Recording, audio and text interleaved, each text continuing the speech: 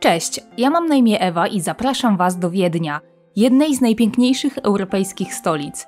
Wiedeń to miasto słynące z licznych kawiarni, muzyki klasycznej i wzniosłych pałaców. A w tym odcinku odwiedzę Belweder, gdzie zobaczę jeden z najsłynniejszych obrazów świata.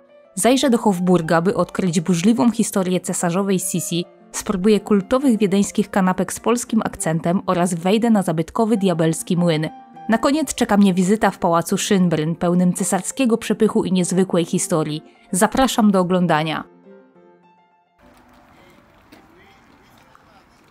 Zwiedzanie Wiednia zaczynam od Belwederu, jednego z najbardziej zachwycających miejsc, które łączy historię i sztukę. Ten barokowy kompleks, składający się z górnego i dolnego Belwederu, robi wrażenie zarówno swoją architekturą, jak i ogromnymi ogrodami.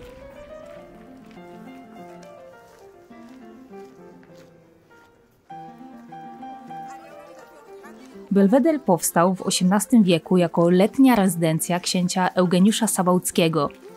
Górny Belweder pełnił funkcję reprezentacyjną, natomiast dolny, bardziej kameralny, służył jako prywatna rezydencja. Nieodłącznym elementem Belwederu są jego francuskie ogrody, pełne symetrii, rzeźby i fontan. A co ciekawe, wstęp do ogrodów jest zupełnie darmowy, więc jest to idealne miejsce na spacer i podziwianie panoramy Wiednia. Dziś Belweder to nie tylko zabytek, ale także jedno z najważniejszych muzeów w Europie. Dlatego decyduję się na zakup biletu i wejście do Belwederu Górnego, by zobaczyć jedno z najsłynniejszych dzieł sztuki, czyli Pocałunek Gustawa Klimta.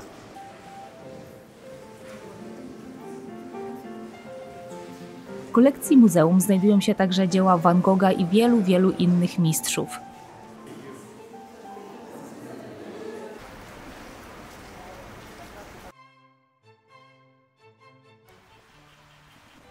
A teraz z tej spokojnej okolicy przenoszę się w samo serce muzycznego Wiednia, pod Operę Wiedeńską. To właśnie tutaj od ponad 150 lat wybrzmiewają największe dzieła klasycznej muzyki. Opera powstała w XIX wieku, a jej otwarcie było wydarzeniem na królewską skalę. W pierwszym rzędzie zasiedli cesarz Franciszek Józef i jego żona Sisi, a inaugurację uświetniło dzieło samego Mozarta, Don Giovanni.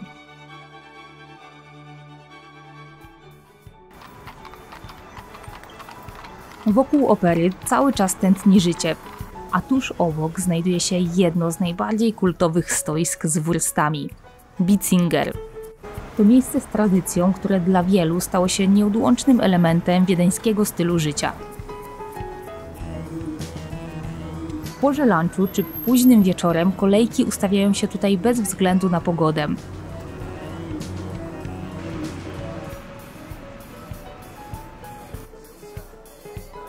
W drugim dniu kieruję się w stronę wiedeńskiej Starówki. Już po kilku minutach spaceru docieram na Graben, jeden z najsłynniejszych deptaków Wiednia, gdzie ekskluzywne butiki mieszają się z imponującą architekturą.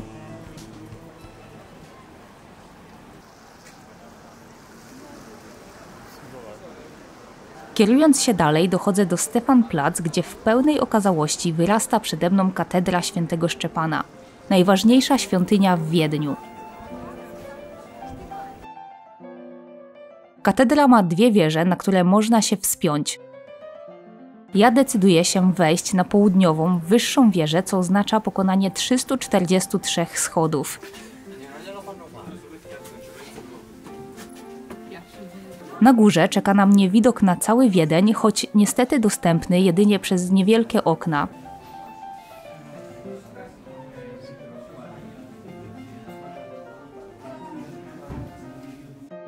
Wejść można również na północną wieżę, która jest niższa, ale to właśnie w niej mieści się Pumerin, drugi co do wielkości wolno wiszący i bijący dzwon w Europie.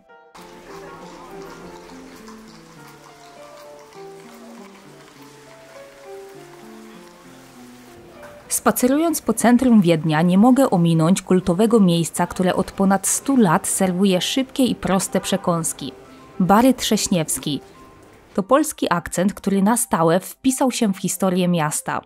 Wszystko zaczęło się, gdy Franciszek Trześniewski, pochodzący z Krakowa, pod koniec XIX wieku przybył do Wiednia i postanowił zrewolucjonizować sposób jedzenia w mieście słynącym z kawiarni i deserów.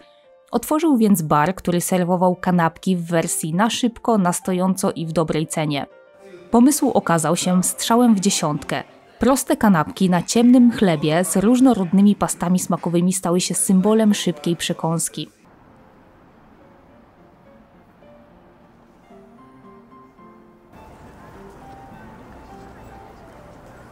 Spacerując wiedeńskim ringiem docieram do dwóch imponujących budowli, które stanowią serce administracyjne i polityczne Austrii – ratusz i parlament. Najbardziej charakterystycznym elementem ratusza jest wieża, na której szczycie stoi słynny Rathausmann, figura symbolizująca magistrat Wiednia. To właśnie ona sprawia, że ratusz jest łatwo rozpoznawalny w panoramie miasta. Tuż obok ratusza znajduje się parlament, którego forma od razu przenosi mnie myślami do starożytnej Grecji. Budynek parlamentu wzniesiony w XIX wieku został zaprojektowany z myślą o nawiązaniu do antycznych ideałów demokracji.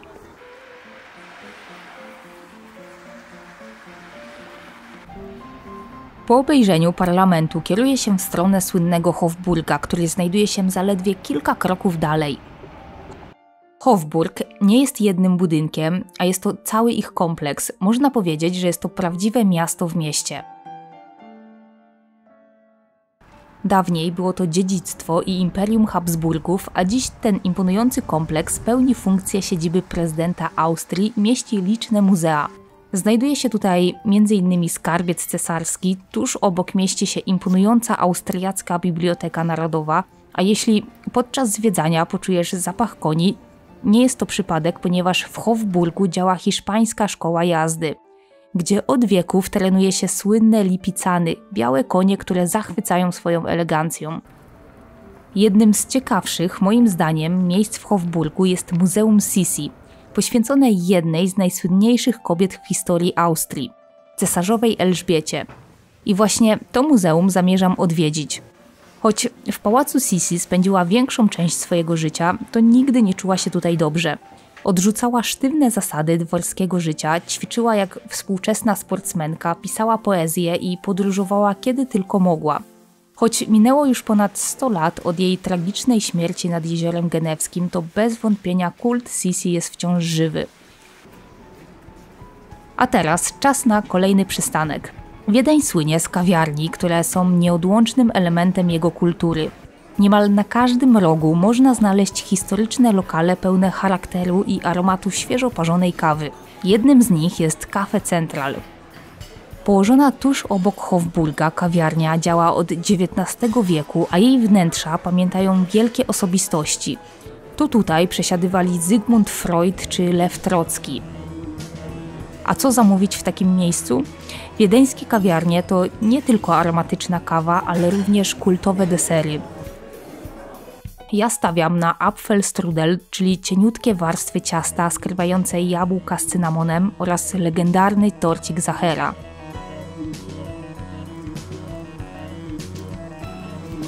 Po opuszczeniu Cafe Central wsiadam do metra i po zaledwie kilku przystankach docieram do miejsca, gdzie historia łączy się tym razem z zabawą.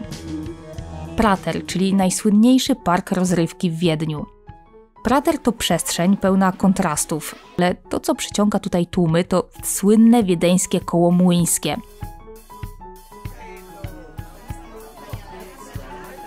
To właśnie ono góruje nad miastem od 1897 roku, kiedy zostało wzniesione z okazji złotego jubileuszu panowania Franciszka Józefa. Dziś przejażdżka tym ogromnym diabelskim młynem to obowiązkowy punkt wizyty na Praterze. Podczas przejażdżki można spojrzeć na Wiedeń z zupełnie innej perspektywy.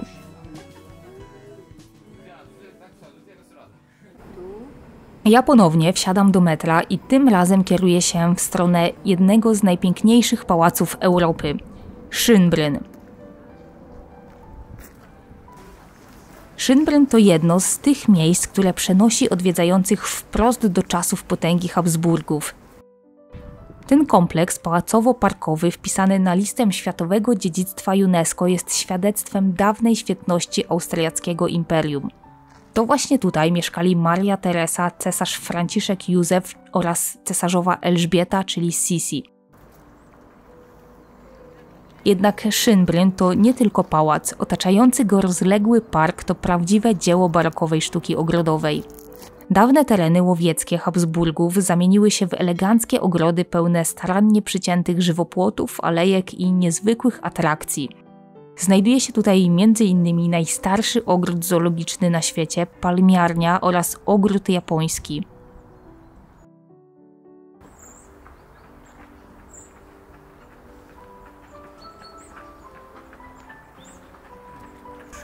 Ze względu na ograniczony czas niestety odpuszczam zwiedzanie wnętrz, ale za to kieruję się w stronę Glorietty, eleganckiej budowli położonej na wzgórzu, skąd rozciąga się widok na cały kompleks.